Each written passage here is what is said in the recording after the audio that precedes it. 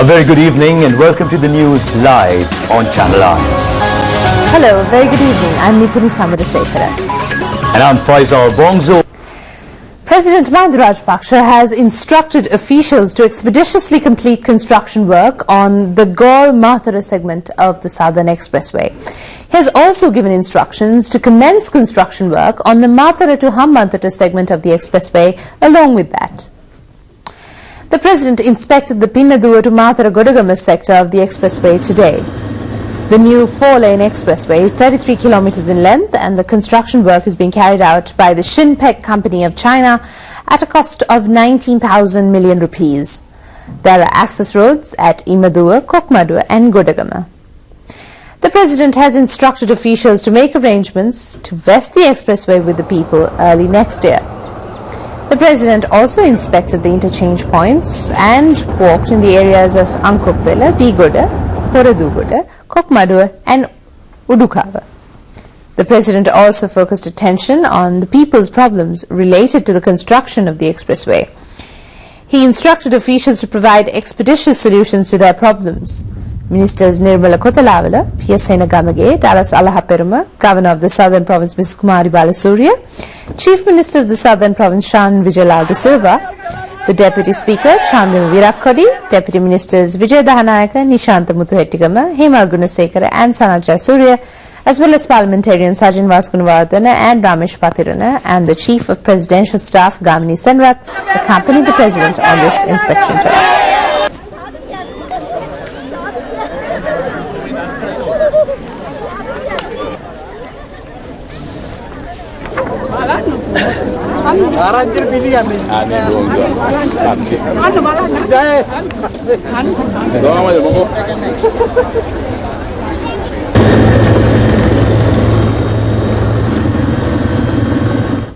And in other news at home, Mr. Sajid Premadasa has withdrawn his membership from the Leadership Council appointed to carry forward the United National Party. The party leader, Ranil Wickremesinghe, Karu Jayasuriya and Sajid Premadasa, after meeting thrice and discussing about the Leadership Council, presented the proposal to the Working Committee yesterday. The Working Committee of the United National Party met at the party headquarters at Srikota yesterday. 9 members have been nominated to the Leadership Council. Parliamentarian Karu Jayasuriya is its chairman. The other members are Sajid Premadasa, Ravi Karunanayaka, the chairman of the United National Party, the general secretary, the head of the media unit Lakshman Kiriyalla, Ruwan Vijayawardena and Thalatha Athukorala. Mr. Ranil Wickremesinghe agreed to the appointment of the Leadership Council due to the request made by the Mahasangha and various other sections. He will act as the national leader of the party in the future as well. The leader of the United National Party, Ranil Wickremesinghe, said that for the first time in the history of the United National Party, the Working Committee has vested the powers of the party leadership with the Leadership Council, and the chairmanship of this Leadership Council has been given to Mr. Karu Jayasuriya, who has won the respect of party members as well as his respect. He said that he is requesting from all the party members and others to provide their fullest support to this Leadership Council. මේ මණ්ඩලයට පූර්ණ සහයෝගය ලබා දෙන ලෙසයි. Meanwhile, parliamentarian Sajid Premadasa said that he rejects his membership in the Leadership Council. United National Party parliamentarian Sajid Premadasa said that it was proposed to appoint 3 members by Mr. Ranil Wickremesinghe, 2 members by Mr. Karu Jayasuriya and 2 members by him, and altogether 9 members to the Leadership Council. However, the Working Committee did not come to that stage because there were many shortcomings despite his name being nominated to the Leadership Council. He said he is withdrawing his membership. නායකත්ව මණ්ඩලයේ සමාජිකත්වයට මාව යෝජනා වුවත් මම ඒ නායකත්ව මණ්ඩලයේ ඒ අවස්ථාව මම ඉල්ලාස් කරගත්තා යෝජනා වීමත් සමග.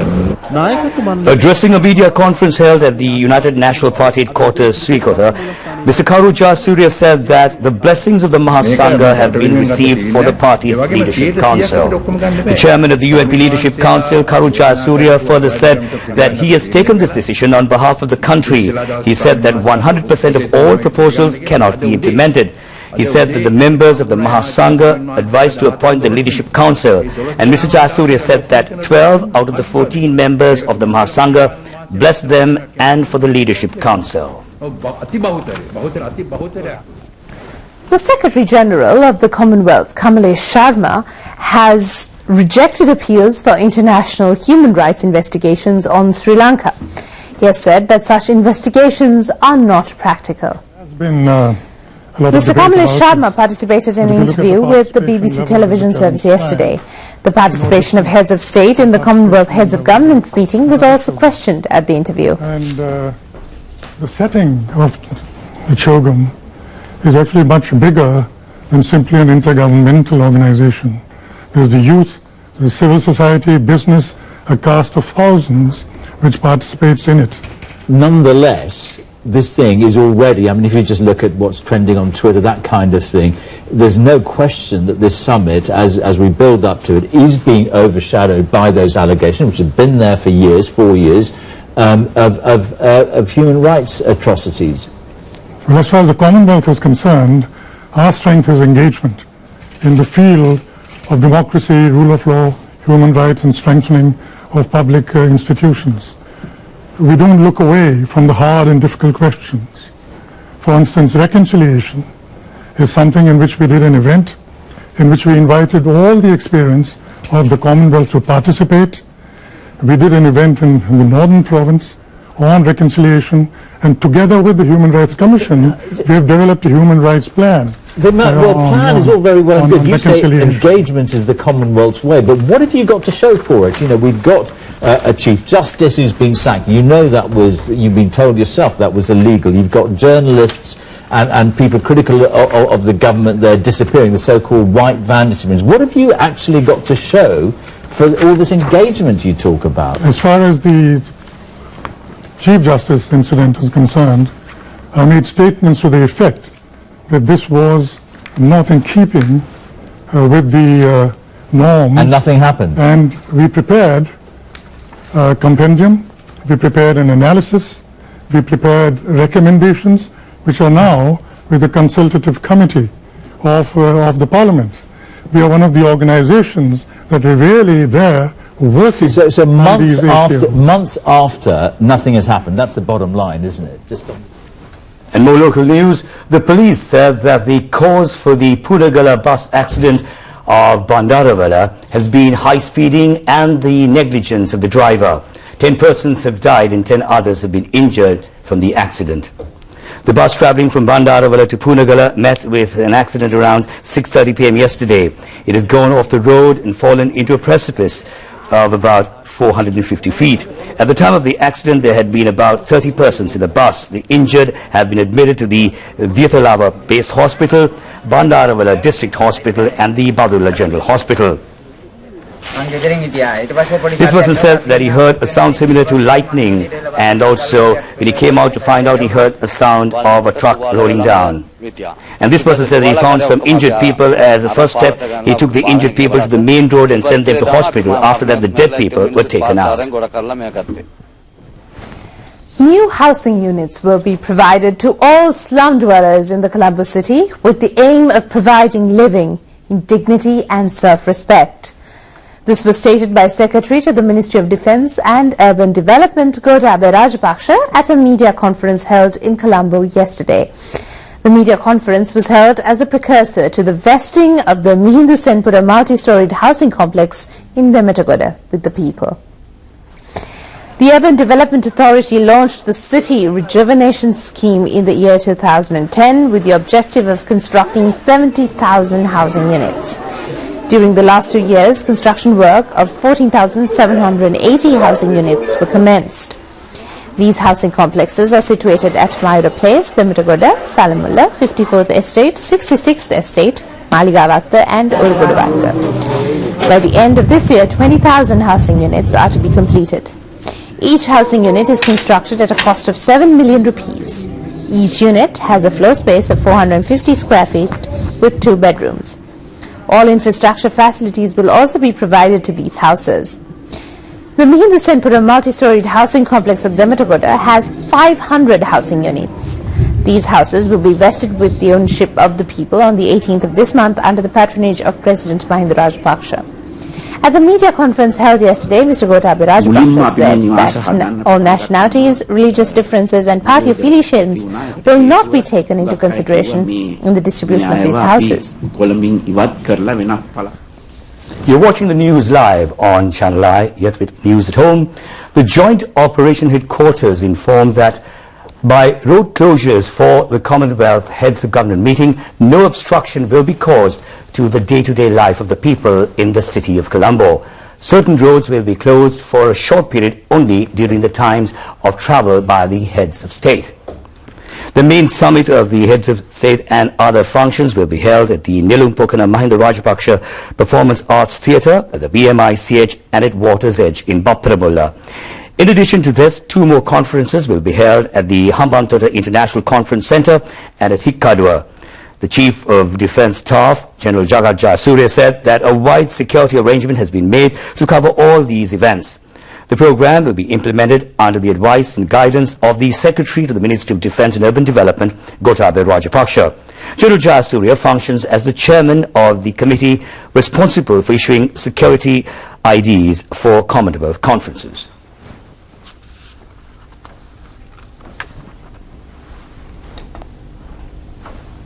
For the Commonwealth Heads of State Government Conference, security, accreditation and coordinating transport is done under the chairmanship of myself. I'm working along with the 3 armed forces, Army, Navy, Air Force and police and all the agencies under police, the President's Security Division, the Prime Minister's Security Division and the Ministerial Security Division and all the intelligence agencies. The security is, we do it in tiers. The security in depth is done by the military, including the sea and air, and then the close protection will be, and the roads will be covered by the police. Every heads of state will be provided with a personal security officer from the 3 services who will be trained. He will always travel with the head of state, and all the head of state's movements will be properly protected with close protection guards with commando troops in that. A special traffic plan will be in operation during the Commonwealth Heads of Government meeting.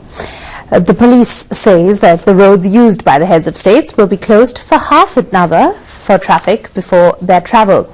The Senior Deputy Inspector General of Police, Anura Senanayaka, addressing a media conference in Colombo today, said that this traffic plan will be carried out without causing any inconvenience to the people of Colombo. The heads of states will stay in the city hotels of Hilton, Kingsbury, Cinnamon Lakeside and Taj Samudra. They are scheduled to arrive from the Bandaranaike International Airport, Katunayaka, between the 9th to the 15th of this month. They will travel through the new expressway up to the new Kalani Bridge and from there through Baseline Road, DS Senanayaka Junction, Bahuda Lokamavada, Kolopidia Junction and via Gold Road to their respective hotels. The chief guest of the summit, Prince Charles, will be staying at the Tintagel Hotel on Rosbeck Place, and he will travel from the Katunayaka Airport through Baseline Road to Boralla and via DS Senanayaka Junction to the Tintagel Hotel. The main summit will be held between the 15th to 17th of this month, and the participating heads of state will travel from their respective hotels to Nilumpokana Mahinda Rajapaksa Performance Arts Theatre, the BMICH and Water's Edge hotels in Battaramulla. Only during their times of travel, the respective scheduled roads will be kept closed. In travel to Water's Edge, they will be using the Parliament Road, and during the travels of the heads of state, alternative roads have been arranged for the people to travel in without causing any inconvenience to them. Senior Deputy Inspector General of Police Anura Senanayaka, speaking to media, ඇති නෝනාකාට තම ගන්න. ඕට gate එක අපි ගේන්න ඕනේ හරියට ඒ රාජ්‍ය නායකයන් හැටියට අපි ගේන්න ඕනේ අදාළ ස්ථානට ගේන්න ඕනේ. ගේන ගමන් ඊට පස්සේ විනාඩි 15ක් පැය භාගයක් අපිට ඒ ප්‍රශ්නක තත්ත්වයක් ඇති වෙන්න පුළුවන් සාමාන්‍ය මහජනයාට වෙන්න පුළුවන්. නමුත් උපරිමයේ අපි යොදවලා තියෙනවා විකල්ප මාර්ගවල යවන්න. Meanwhile, Secretary to the Ministry of Mass Media and Information, Dr. Charita Herath, the Director General of Government Information, Professor Aryaratna Athugala, Deputy Inspector General of Police for Traffic, Amrasiri Senaratna, and Police Media Spokesman, Senior Police Superintendent Ajit Rohana also attended the media conference. And all arrangements have been finalized to conduct the 23rd Commonwealth Summit on a grand scale in Sri Lanka under the instructions and supervision of the Commonwealth Secretariat in London. However, day-to-day activities in the city of Colombo would not be hindered due to the Commonwealth events. This report has been filed by Dhammika Wickremage of Rupavahini on the summit. It is less than 1 week for the Commonwealth Summit to begin. The whole country as one nation is getting ready to welcome the leaders of the Commonwealth.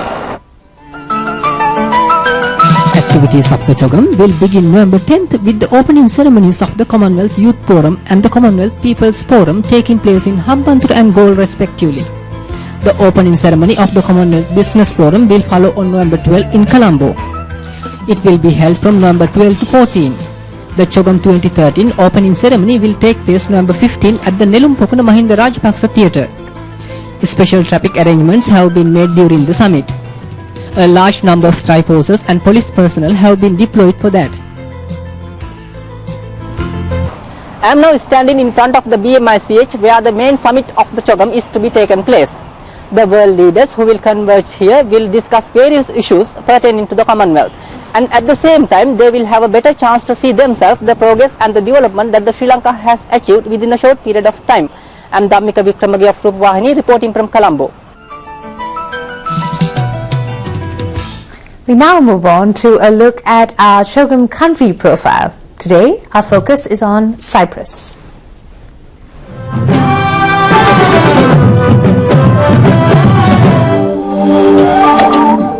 The Republic of Cyprus is an island nation in the eastern Mediterranean Sea. Cyprus is the third largest and the third most populous island in the Mediterranean. The island is 9,251 square kilometers. It is located east of Greece, south of Turkey, west of Syria and Lebanon, northwest of Israel and north of Egypt. Its official languages are Greek and Turkish. The total population of Cyprus is 1,117,000. Its currency is euro. The capital of Cyprus is Nicosia.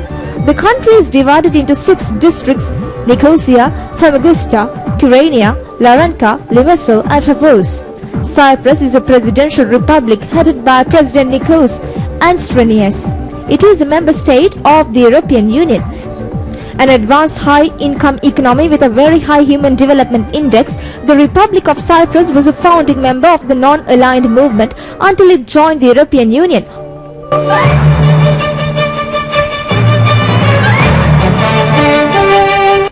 And there is only 10 more days for the Commonwealth Heads of Government meeting.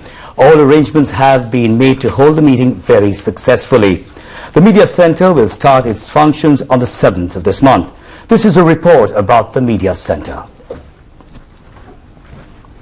The Media Centre has been established at the BMICH premises. The television and broadcasting on the summit are to be carried out by the National Rupavahini, the ITN and the Globecast International Television Service. The centre has chambers with all facilities for television broadcasting and print media institutions. The activities of Colombo and outside functions will also be transmitted through the Media Centre. When we made a visit to the Media Centre, we were able to see 80 students being trained for their voluntary service. They are being trained by the media personnel of the Globecast television service. The television service has experience of covering the 2011 Shogun. We were able to exchange views with Globecast manager Stefan Well.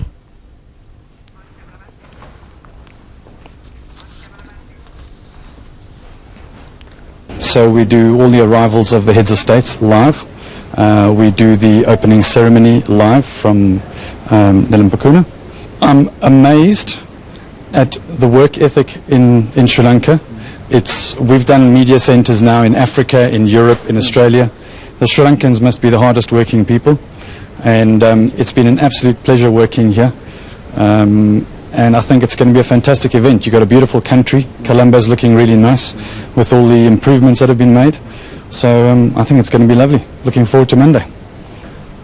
I hope it's all a very successful event for all the Sri Lankans. Let's hope it's all a success, and let's hope all the heads of state enjoy their time. Well, you're watching the news on Rupavahini, and we take a look at a very special guest in the studio with us. We take a look at the arrangements for the Commonwealth Heads of Government meeting and the conferences that run along with it. We'd like to welcome to the studios the chairperson of the Organising Committee of the Commonwealth People's Forum, Dr. Lalit Chandradasa. A very good evening to you, Dr. Chandradasa. Good evening. Dr. Chandradasa, of course, the Commonwealth People's Forum is due to be held between the 10th to the 16th of November, and you're expecting quite a large participation from people's representatives to NGOs and grassroots level organizations. What is the program? And you also mentioned earlier that there are learning journeys organized for the participants. Could you elaborate about that to us? Okay, the program is like this. We will have the inaugural opening ceremony on the 10th at Galle Fort in the Court Square under the leadership of His Excellency the President. Then the following day we will start the deliberations, which will go on for 2 days. We will deliberate on a lot of issues which are relevant to the Commonwealth countries. The main theme is growth with equity, inclusive development beyond to 2015. So the Commonwealth People's Forum will in fact look at how people will develop along with the Commonwealth. What are the expected benefits to Sri Lanka in terms of organizing the People's Forum, which is of course an essential part of the entire Commonwealth Heads of Government meeting program? Well, the Sri Lankan civil societies can exchange ideas, network with the civil societies of the Commonwealth and learn from their lessons. Maybe they could also learn from our experiences. So that will be one of the benefits. But I think the most important thing is we will be able to dispel the adverse publicity that has been taking place over the last few years about Sri Lanka. I can remember one applicant, international applicant, wanted to know what is chances of being shot in Colombo. Now this is the type of publicity that has been spread by various groups, and we have organized this learning journey especially to take the delegates to the various parts of the country, including Jaffna and Batticaloa, to show them the reconstruction and reconciliation that is taking place, as well as in Batticaloa to show them the peaceful coexistence between the three races. Well, Dr. Chandradasa, on that note, we wish you very well indeed, and we hope that the Commonwealth People's Forum will serve to be everything that that will dispel the ideas about all the adverse ideas about Sri Lanka and bring Sri Lanka indeed to the limelight as a country ready for the world. Sri Lanka's largest shopping mall belonging to a single owner, the House of Fashion, established in Borella, was declared open last night by President Mahinda Rajapaksa. This shopping mall is situated at DS Senanaka in Borella. The owner of the establishment, Preeti Jayawardena and Mrs. Neela Jayawardena, warmly welcomed the President and First Lady. The 6-story exhibition centre was illuminated by the President. The complex has a floor space of 250,000 square feet. Consumers can purchase their ready-made garments, electrical equipment and school items under one roof at the shopping mall. The House of Fashion was started in 1992 with a floor space of 400 square kilometers, and later it was shifted to R.A. Dimel Mabata in 1999. The new shopping mall was declared open yesterday after closing down the old establishment. The new shopping mall will be open to the public from tomorrow. It also has a parking area for 350 vehicles. Minister Pavitra Wanyarachi, Secretary to the President, Lalit Veeratunga, Chief of the Presidential Staff, Gamini Senarath, and Secretary to the Ministry of Defence and Urban Development, Gotabaya Rajapaksa, also attended the function.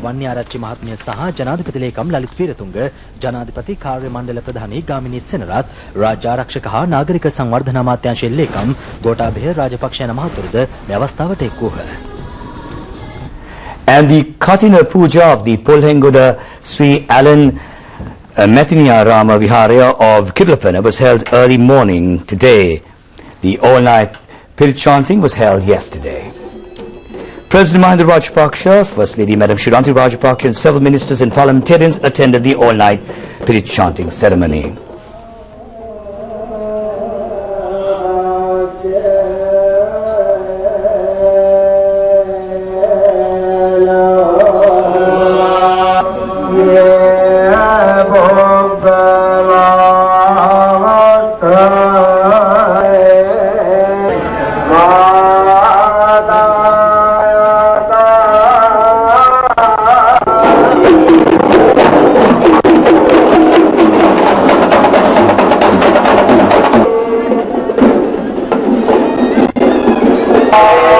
The Katina Chivara was presented by the President. The Katina Perahara was started from the Youth Services and Skills Development Ministry. The President also participated in the almsgiving held for 100 members of the Mahasangha this morning. The Pinkama was held under the Chief Incumbent of the Vihara Venerable Thulavala Medalankara Nayakathera. Members of the Mahasangha, including Venerable Uduve Dhammalokathera, attended the Pinkama.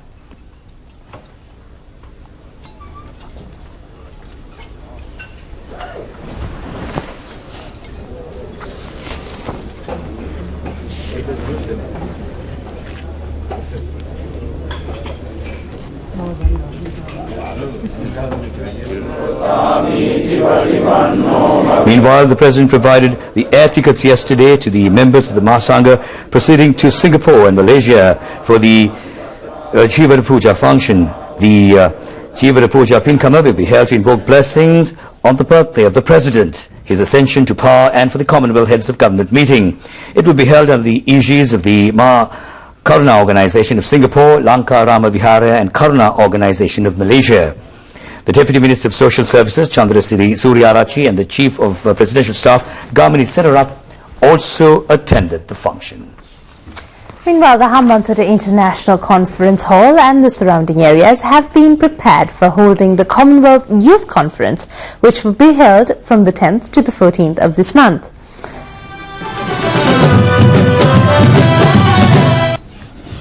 The main objective of the conference is to exchange views of youth leaders and cultural exchange. Youth leaders participating in the conference are scheduled to arrive through the Mattala Rajapaksa International Airport. 1,500 students have been deployed to welcome them. The conference will be inaugurated under the patronage of President Mahinda Rajapaksa. A cultural pageant will be held at the open-air theatre of the conference hall on the 13th of this month.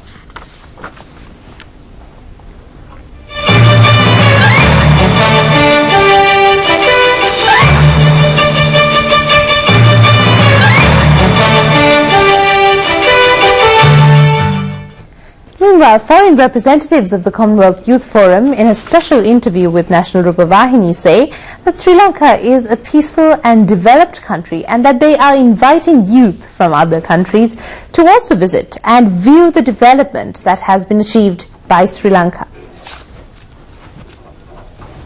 Love Sri Lanka. I had the pleasure of coming here in June this year for a week with our youth-led task force face-to-face planning group meeting, and during that time I got to meet an amazing number of young Sri Lankans, as well as people from the ministry and the National Youth Services Council.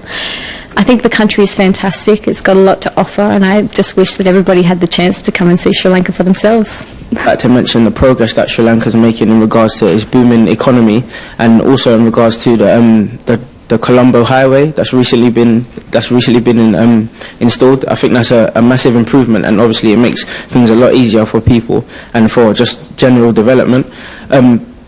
It's also more important to mention that the young people that I've worked with, both when I was in the UK and since coming here, have been absolutely amazing. They're very much committed to the cause, and some of the young people that are involved within the youth-led task force, as well as from the ministry and from NCYS, have been really, really good, and have been extremely helpful. The 46th death anniversary of the veteran politician, the late D.A. Rajapaksa, will be commemorated tomorrow. Several programs in this connection will be held in Tangala tomorrow. The offering of floral tributes to the statue of the late D.A. Rajapaksa in the Tangala town will start at 8 a.m. tomorrow. A function in this connection will be held at the Tangala Town Hall at 10 a.m. It has been organized by the D.A. Rajapaksa Commemoration Educational, Cultural and Social Service Foundation. At this function, 200 students from low-income families in the Hambantota district will be awarded with Sisura scholarships by the D.A. Rajapaksa Foundation. The Sri Lanka cricket chairman's team defeated the Sri Lanka A team by 20 runs in a limited over match played at SSC grounds today. The toss was won by the Sri Lanka A team and elected to field. The chairman's team scored 247 runs for the loss of 7 wickets in 42 overs. Mahal Jayawardene scored 84 and T.M. Dilshan scored 47. Suranga Lakmal took 3 wickets for 57 runs. The Sri Lanka A team in return was able to score 227 runs. Sachit Senanayake and Nuwan Kulasekara took 2 wickets each. And with that, we end tonight's news along with Charmindi and Nipuni. This is Faisal Bonto thanking you for being with us. We'll have more news for you tomorrow night at the same time. And have a wonderful day tomorrow. Good night.